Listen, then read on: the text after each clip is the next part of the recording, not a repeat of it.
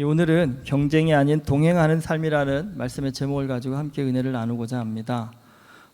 소탐대실이라는 여러분 고사성어가 있습니다.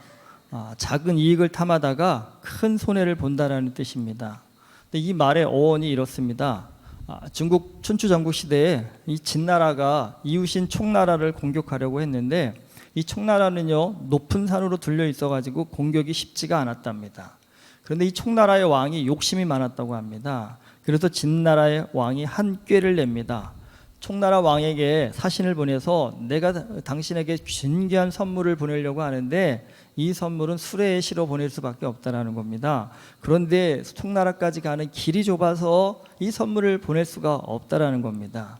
근데 이 총나라의 왕이 진귀한 선물이라는 그 말에 눈이 확 돌아서 총나라의 백성을 동원해 가지고 그 길을 수레가 지나갈 수 있도록 넓혔다라는 겁니다. 그랬더니 진나라가 그 길을 따라서 군사들을 보내어 총나라를 정벌했다라는 겁니다. 그러니까 작은 이익에 눈이 멀어갔고요, 나라를 잃어버린 겁니다. 여러분, 많이 가지면 분명 많이 누릴 수 있습니다. 하지만 우리가 많이 가졌다고 해서 반드시 많이 누리는 것만은 아닙니다. 여러분, 누림에는요 소유도 필요하지만 이 마음의 크기도 필요합니다. 경제협력개발기구 OECD 들어보셨죠? 여러분, 여기에 38개국의 회원국이 있다고 합니다. 대부분은 선진국들입니다. 한국도 이 회원국 중에 하나입니다. 그런데 이 38개국 가운데 자살률이 가장 높은 나라가 저도 깜짝 놀랐습니다. 한국이라고 합니다. 인구 10만 명당 자살률이 한국이 24.6명이라고 합니다. 2위가 리투아니아로 21.6명이고 3위는 슬로베니아로 16.5명입니다. 그러니까 다른 나라에 비해서 한국의 자살률이 월등히 높은 상황입니다. 한국을 지금 많이 가셨고 또 가실 분들도 있는데 한국을 다녀올 때마다 다들 하시는 말씀이 있습니다. 한국만큼 편한 나라가 없다. 그러면서 붙는 조건이 있습니다. 뭐만 있으면요? 돈만 있어요. 너무 잘하시네요.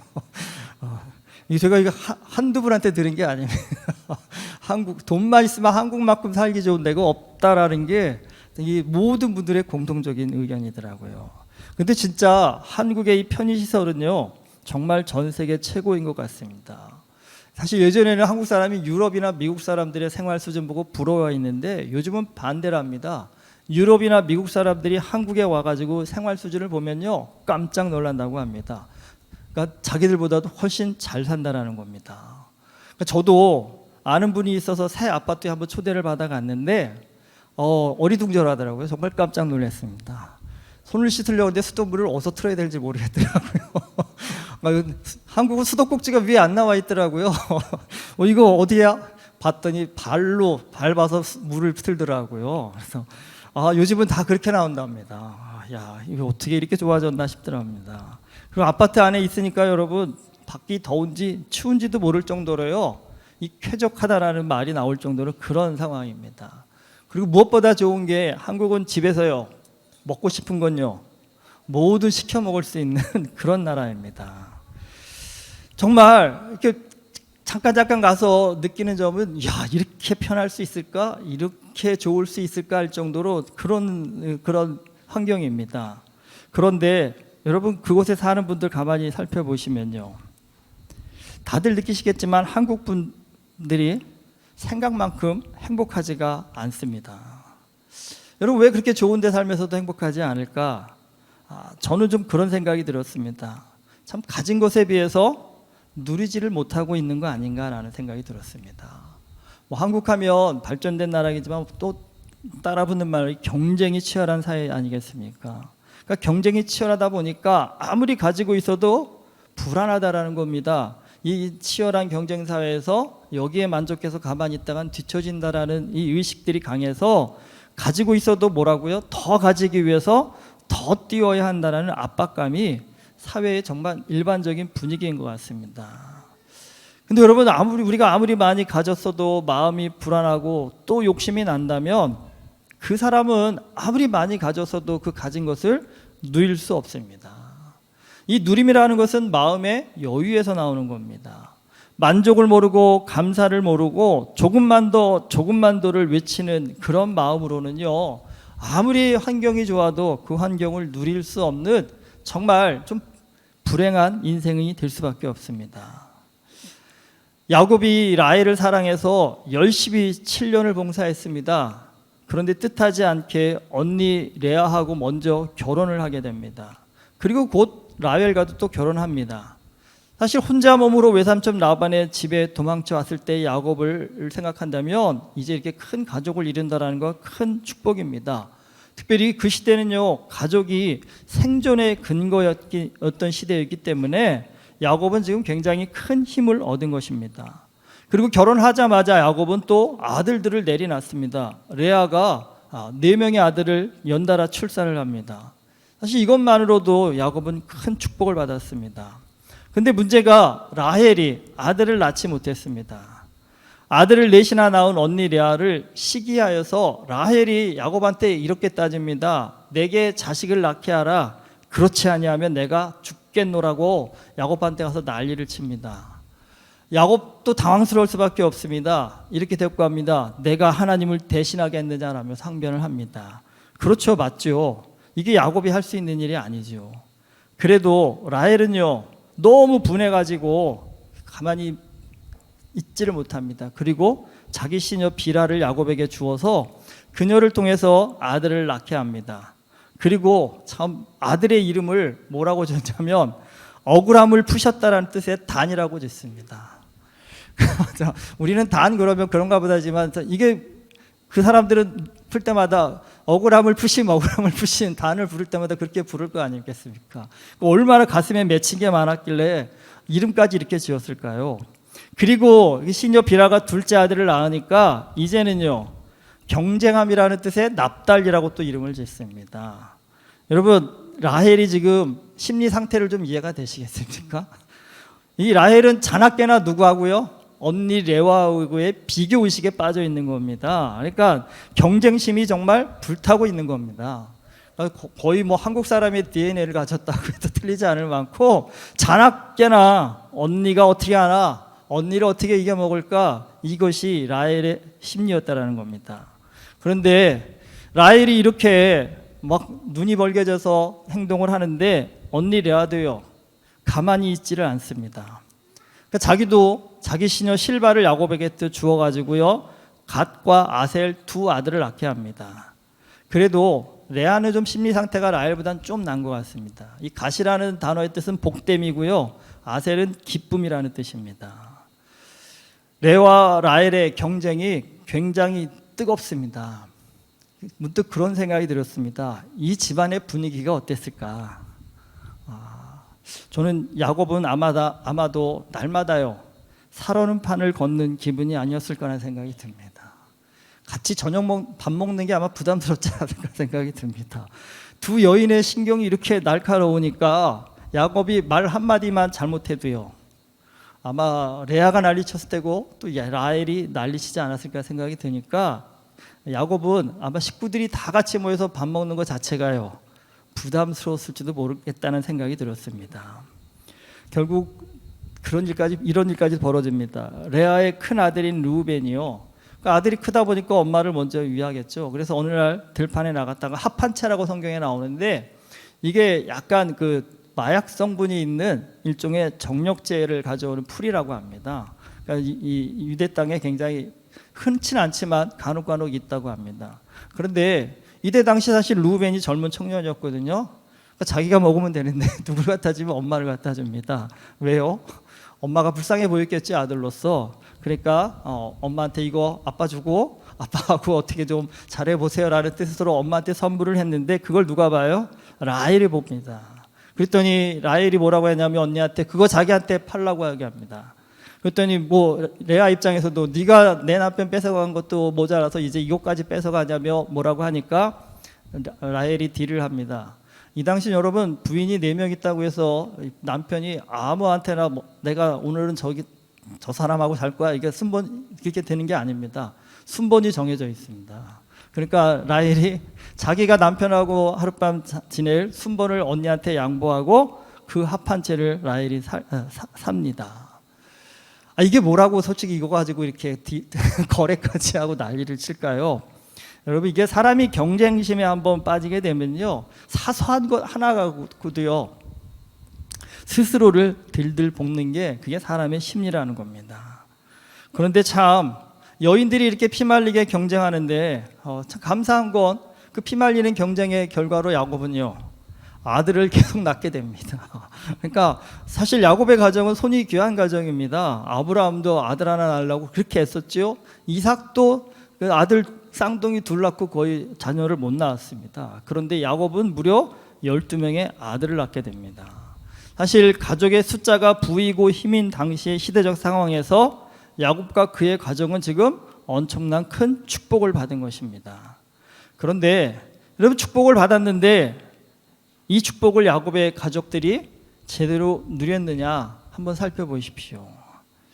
누리지 못했습니다. 이유는 하나입니다. 경쟁심에 매몰되었기 때문입니다. 사실 이렇게 경쟁심에 매몰되기보다는 서로를 향한 좀 긍휼의 마음을 가졌다면 어땠을까요? 아들을 낳지 못하는 동생 라헬의 마음을 레아가 조금만 좀 헤아려 주었다고 한다면요, 남편의 사랑을 받지 못해서 외로워하는 언니 레아의 마음을 라헬이 조금만 이해해 주었다면 어땠을까요? 사실 둘이 경쟁을 하지만 험한 세상입니다. 특히 유목민의 생활 속에서 가족이라는 이 울타리들은 그들의 생존을 보장해주는 어떻게 최후의 보루라는 겁니다. 믿고 의지할 가족 이들밖에 없는데 좀 서로를 좀 더 이해하고 사랑하기 위해서 좀 양보하고 또 한 발 물러설 수 있는 그런 좀 여유를 가졌다면 어땠을까요? 여러분, 만약 그랬다고 한다면 레아와 라헬은 경쟁보다는요 하나님께서 주신 복에 감사하면서 정말 충분히 행복한 그런 가정을 이루면서 살 수 있었을 것입니다. 문제는 레아와 라헬이 이렇게 경쟁하는 동안 야곱도 편치만은 않았다는 겁니다. 야곱은 누구랑 경쟁하냐면 외삼촌 라반하고 경쟁하게 됩니다.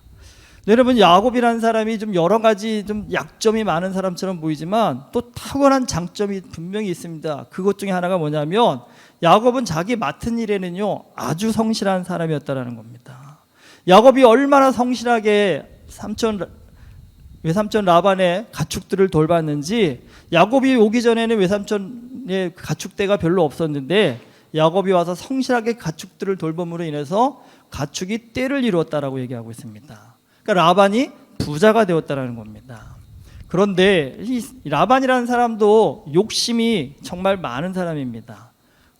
예전에 히드크 감독이 나는 아직 배가 고프다라고 했는데 똑같은 상황입니다. 라반은요 아직도 나는 더 부자가 되고 싶다라고 얘기했습니다. 욕심을 갖는다라는 겁니다. 여러분, 살면서 누구 때문에 도움을 받아서 부자가 되었다고 한다면 어떻게 돼요? 은혜를 입은 거잖아요. 그러면 좀 충분히 대우해 주어야 되지 않겠습니까? 그런데 라반은 야곱을 대우해 줄 생각을 하지 않고 어떻게든 야곱을 부려서 자기가 더 부자가 되는 일에만 몰두를 하게 됩니다.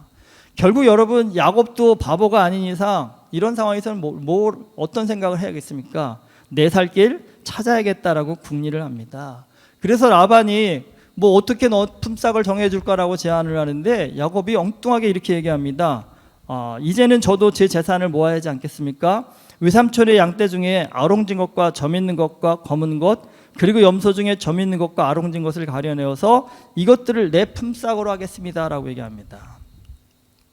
여러분, 양과 염소는요 일반적으로 흰색이 많습니다. 야곱이 말한 이런 것들은 사실 소수에 불과합니다. 그러니까 이거는 언뜻 들으면 야곱이 엄청나게 손해보는 제안을 한 겁니다. 그런데 야곱은 당당하게 라반에게 이런 제안을 합니다. 왜요? 야곱에게는요 다 계획이 있었기 때문입니다. 말씀드렸듯이 야곱은 성실하게 가축을 돌본 사람입니다. 여러분, 뭐든지 성실하면 그 분야에서 전문가가 되게 되어져 있습니다. 전문가라는 것이 무엇입니까, 여러분? 보통 사람이 알지 못하는 특별한 비법이나 비밀을 발견하고 아는 사람이라는 겁니다. 야곱이 성실하게 가축을 돌보다 보니까 어떻게 해야 새끼들의 색깔을 좀 나눠서 낳게 할 수 있는지 우리로서는 좀 상상이 안 가는 이것까지도 야곱이 그 방법을 알아냈다는 겁니다. 오늘 말씀에 보면 무슨 나무 껍질을 벗겨서 야곱들이 물을 마실 때 그걸 보여준다고 하는데 실제로 이게 그런지 안 그런지는 우리는 검증할 수 없겠지만, 근데 여러분 실제로 그 동물을 연구한 학자들의 얘기 들어보면요, 맞다고 합니다. 동물이 임신할 때요, 눈에 비춰지는 그 색깔에 의해 새끼가 색깔의 영향을 받는다고 합니다. 안 믿어지시죠? 저도 잘 안 믿어지는데 그렇답니다. 실제로요. 뭐 우리는 양 염소 키우는 분은 없지만 강아지 키우시는 분들이 있으니까 한번 강아지를 놓고 한번 누군가 실험해 보셔서 결과를 좀 한번 말씀해 주셔도 나쁘지 않을 것 같습니다. 그런데 정말 야곱이 이 일을 감당해 가지고요, 실제로 정말 그런 새끼들이 나오기 시작합니다. 그러니까 말도 안 되는 일들이 벌어지기 시작한 겁니다. 평소에는 그냥 하얀 색깔들이 많이 나왔는데 어느 날부터인가 갑자기 아름지고 검은 것들이 많이 태어나기 시작한다는 겁니다. 그래서 라반의 아들들이 31장 1절에 보면 이렇게 얘기를 합니다. 야곱이 우리 아버지의 소유를 다 빼앗았다고 할 정도로 그런 일들이 벌어지게 된 겁니다. 네, 여러분 오늘날로 치면 가만히 보면 라반은 돈이 많은 사람이었고요, 야곱은요 기술이 좋은 사람이었습니다. 여러분 만약에 이 둘이 서로 뺏어 먹는 생각을 하지 않고 한번 우리 협력해 가지고 큰일을 만들어 보자라고 마음을 모았다고 한다면 야곱과 라반은요 엄청난 시너지 효과를 만들어낼 수 있었을 겁니다. 하지만 라반과 야곱은 서로 경쟁하기에 바빴습니다. 사실 라반의 책임이 좀 더 크죠. 라반이 좀 더 통 크게 베풀었다면요, 야곱한테 네가 언제까지 내 밑에서 일하겠느냐, 한 번쯤 내 살림 뿌려보라고 하면서 독립해봐라고 얘기한다면 물론 당장에는 라반이 손해볼 수 있겠지만, 여러분 야곱이 나가갖고 정말 큰 부를 이룬다 한다면, 그리고 그 지역에 굉장한 또 유지가 된다고 한다면 라반으로서는요 자신의 큰 동지가 생기는 거잖아요. 자기가 어렵고 힘들 때 야곱으로부터 도움받을 수 있는 일도 생기는 거 아니겠습니까? 근데 여러분 라반에게는 그런 큰 비전이 없었습니다. 그런 큰 생각을 할 만한 마음의 크기가 없었다라는 겁니다. 결국은요 꽤 많은 야곱이 라반한테 그대로 당하고 있지 않았다라는 겁니다. 자기 나름의 방법으로 자기의 부를 축적했다라는 겁니다. 라반과 야곱은 가족입니다. 사실 경쟁하기보다는요 서로를 돕는 같은 편이 되어야 합니다. 여러분 만약 그랬다고 한다면 라반은 라반대로, 야곱은 야곱대로 큰 부자가 되었을 겁니다. 사실 이렇게까지 머리 써가면서 힘들게 살지 않아도 될 수 있는 그런 환경에 있는 사람들입니다. 그런데 그런 큰 마음을 갖지 못하고 눈앞의 이익에만 눈이 멀어가지고요 누릴 수 있는 환경에서도 누리지 못하는 어리석은 삶을 살게 됩니다. 한번 그런 질문을 저한테도 던져봤습니다. 왜 이렇게 작은 이익에 집착하며 사는 것일까? 이게 뭐 라반과 야곱, 레아와 라헬만의 문제는 아니지 않습니까? 오늘 우리도 작은 이익에 집착하면서 큰 그림을 보지 못할 때가 얼마나 많습니까? 왜 그럴까요, 여러분? 신앙적으로 보면 답은 간단하더라고요. 이게 믿음의 크기와 비례합니다. 여러분 우리가 믿음이 작을수록 우리의 생각은 누구한테 집중되어 있을까요? 나에게 집중되어 있습니다. 하지만 여러분 믿음이 커질수록 우리는 하나님을 먼저 생각하게 됩니다. 믿음이 어릴 때, 믿음이 작을 때 우리의 기도는 대부분 이렇습니다. 하나님 이거 필요합니다. 이거 주세요. 하나님 나 이렇게 해주셔야 됩니다. 안 그러면 죽습니다. 라면서 항상 하나님 앞에 기도할 때마다 내 일, 내 뜻, 내 생각, 내 의지를 간철시키기 위해서 열심히 기도합니다. 근데 여러분 이거 제가 잘못됐다 나쁘다라고 드리는 말씀이 아닙니다. 아이 때는 그럴 수 있습니다. 그런데 적어도 여러분 믿음이 성숙해질수록 우리가 바뀌어가야 되겠죠. 변해가야 되겠죠. 여러분 믿음이 성장하고 자라가게 되면 기도도 바뀝니다. 어떻게 바뀔까요? 하나님 오늘 나 이거 하나님 앞에 달라고 기도하러 왔는데 이게 정말 하나님 뜻인지 모르겠네요.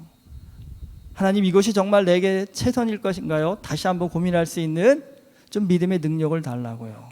하나님의 뜻이 내 뜻과 다르다 한다면 하나님의 뜻에 순종할 수 있는 좀 그 믿음을 주십시오. 내 뜻보다는요 하나님의 뜻을 먼저 구할 수 있는 그런 능력을 갖게 된다는 겁니다. 여러분 근데 이게 비단 그런 기도의 변화만 가져오는 것이 아니라요. 이렇게 믿음이 성장하게 되면요. 자꾸 우리는 뭘 보게 되냐면 예전에는 내 뜻, 내 생각만 바라보고 살다가 이제는 하나님의 크신 뜻을 보게 된다는 겁니다. 근데 여러분 하나님의 크신 뜻을 보게 되면 인생이 어떻게 바뀌냐면요. 작은 이익에 목매는 인생이 아니라 내게 주신 복을 누릴 수 있는 실력을 가진 자가 된다는 겁니다. 제가 선교를 다니면서 받은 가장 큰 축복은요. 인생의 가치관이 굉장히 많이 바뀌었다는 겁니다. 저도 욕심으로 살 때에는요. 돈 많이 벌고 높은 자리에 올라가는 것이 정말 인생의 유일한 행복인 줄 알았습니다. 그리고 선교하며 저도 굉장히 거창한 일이라는 생각이 들었습니다. 의사나 아주 똑똑한 돈 많은 사람들이 하는 것, 그게 선교. 그래야 또 선교 멋지게 할 수 있지 않을까라는 그런 생각을 많이 해봤습니다. 그런데 여러분 진짜 선교지에 가보니까 물론 의사가 큰 일을 합니다. 아픈 사람을 치료해주는 좋은 일을 할 수 있습니다. 근데 여러분 사람은 아픈 몸이 치유됐다고 해서 회복되는 게 아니더라고요. 몸이 아픈 사람들은 대부분 마음도 아픕니다. 그리고 대부분의 사람들은 마음에 상처가 있습니다. 그런데 그 마음의 상처가 의사는 못 고칩니다. 그거는 약을 주어서 고칠 수 있는 일이 아닙니다. 누가 고칠 수 있을까요? 여러분 저는 음악 미술에 정말 소질이 없어서 별로 그런 데 관심이 없었는데 막상 선교제 가보니까 이게 사람의 영혼을 만져주는 일이더라고요. 이게 사람의 마음의 상처를 치유해 줄 수 있는 힘이 있더라고요. 그리고 여러분 사실 자식이 똑똑할 때 의사 될래 유치원 선생님 될 때 누구든 다 선택하라면 의사 선택하시겠죠. 저도 우리 아이들 설득하다가 못했는데 우리 아이들이 유치원 선생님 했으면 정말 좋겠다는 생각을 너무 많이 했었는데 안 하고 있습니다. 아직은요. 언젠간 할 거라는 생각은 하고 있는데 왜 이런 생각하게 됐냐면 여러분 선교제 가보니까 사랑이 많은 유치원 선생님이요. 한 아이의 인생을 바꿀 수 있는 힘이 있더라고요. 능력이 있더라고요. 의사도 귀한 일을 하지만 여러분 유치원 선생님도 귀한 일을 한다는 겁니다. 의료 선교도 귀한 일이지만 음악, 미술, 유치원 선교가 어쩌면 더 큰 일을 할 수도 있다는 것을 보게 되었다는 겁니다. 치열하게 경쟁해서 높이 올라가야만 행복하게 살 수 있다. 여러분 이거 틀린 말입니다. 잘못된 말입니다. 여러분 내가 가진 작은 것으로라도 나눌 수 있는 삶의 그 태도를 가지면요. 여러분 높이 올라가지 않아도 얼마든지 보람 있고 의미 있는 인생을 살 수 있습니다. 경쟁보다요. 동행할 때 인생은 행복해진다는 겁니다. 함께 할 수 있는 마음, 나눌 수 있는 마음, 동행하는 마음이 인생을 누릴 수 있는 힘이 된다는 겁니다. 여러분이 이 은혜를 깨닫고 나니까 공부 좀 못해도 인생 살 길이 있다는 것을 알게 됐습니다.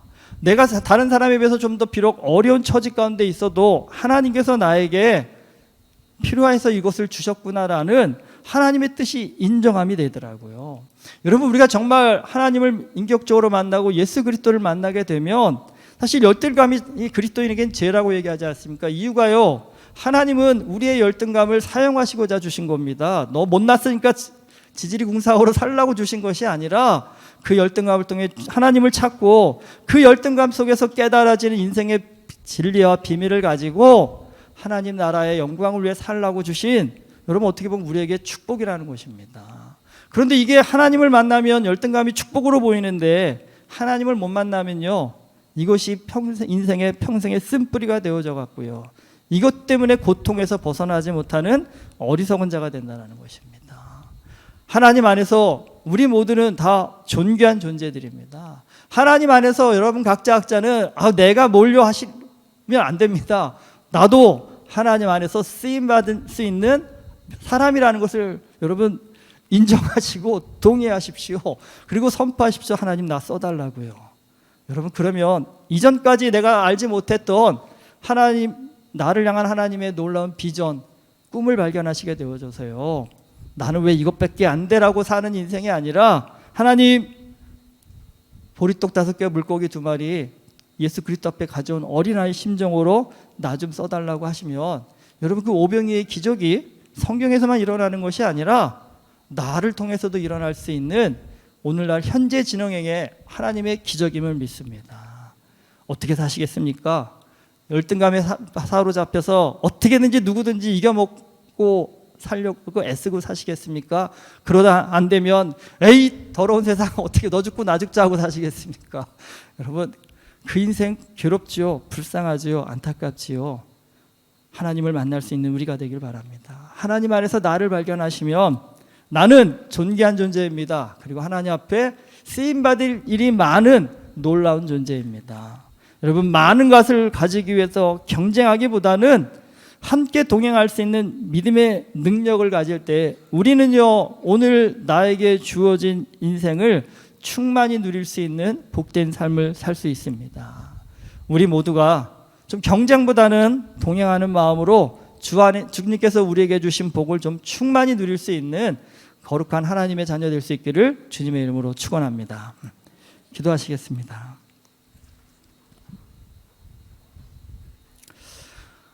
하나님께서는 우리 모두에게 정말 놀라운 축복을 허락하여 주셨습니다. 이 땅 가운데서 눈물을 흘리며 고통받으며 사는 것이 아니라 주신 축복을 좀 누리며 행복하라고 하나님께서 우리를 이 땅 가운데 보내주셨습니다.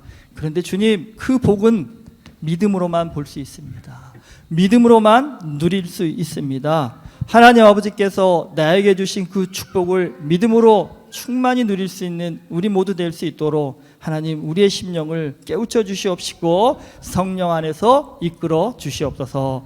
예수 그리스도 이름으로 기도드립니다. 아멘.